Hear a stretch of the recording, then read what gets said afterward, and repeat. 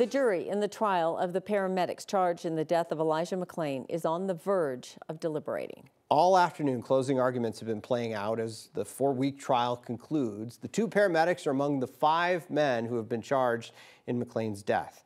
Jeremy Hohola joins us now. Jeremy, you've been listening into this. What are their arguments moving into this last phase of the trial? Yeah, Steve, this is it. After 4 weeks of witnesses and a lot of testimony, it now comes down to the jury.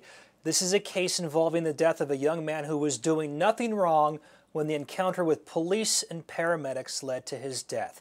The men on trial today, 2 paramedics, Jeremy Cooper and Peter Cichuniec, who decided to give McClain 500 milligrams of ketamine.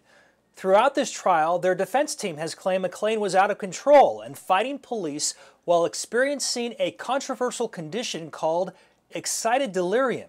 The encounter between McClain and police and paramedics was in August of 2019 after somebody called 911 to complain about a suspicious person.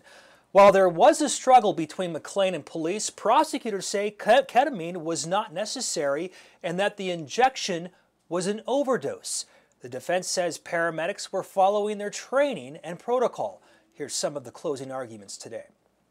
There was not one reason that the defendants needed to make any one of these terrible decisions. There was no justification not to assess Mr. McClain. There was no justification to give someone who is not moving a sedative. There is no justification to ignore a lifeless patient for 6 minutes before you try to take his pulse. The defendant's recklessness is proved here beyond a reasonable doubt. They have to do more than just nitpick at the care provided here and simply put up and assert, well, they could have done better. They could have asked his name.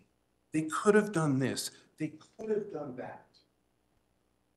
That is not evidence of a gross deviation from the standard of care. I submit to you, they haven't even proven to you what the standard of care is.